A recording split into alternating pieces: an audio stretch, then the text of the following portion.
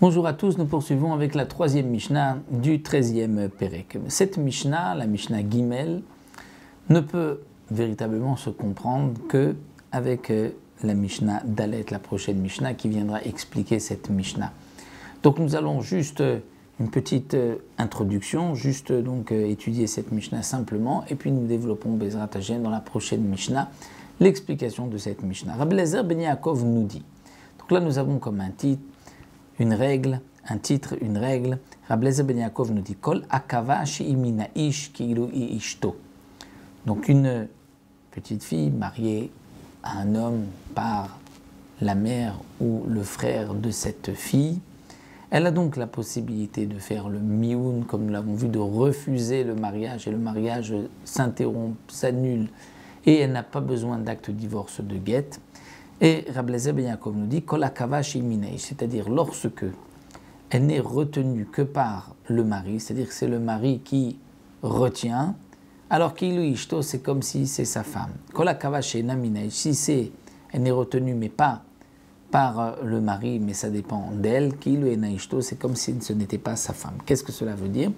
Dire tout dépendra, comme nous allons le voir dans la prochaine Mishnah, comment leur mariage s'est terminé. Si le mari a donné un acte de divorce, un guet, donc c'est la preuve qu'elle voulait ce mariage, mais lui n'en voulait pas.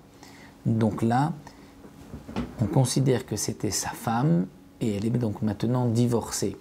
Si c'est elle qui a refusé le mariage, lui n'a pas donné de guet, donc lui voulait ce mariage, elle n'en voulait pas, le mariage s'annule et donc elle n'a pas besoin de guet.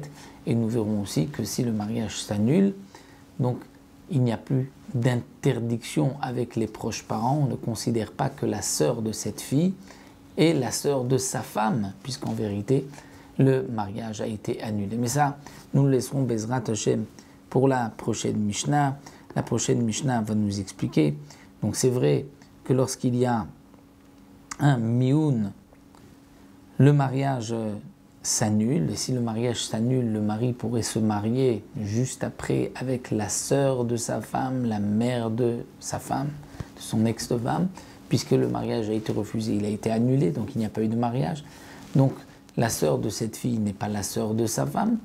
Donc ça, nous verrons que lorsqu'il y a eu un mioun, mais lorsqu'il y a eu un guet, là il s'interdit la sœur ou la mère de sa femme, étant donné que le guet montre bien qu'il y avait mariage, mais que lui a refusé ce mariage, et la sœur de sa divorcée lui est interdite par la Torah. Donc ça, nous développerons Bezrat Hashem dans la 4e Mishnah.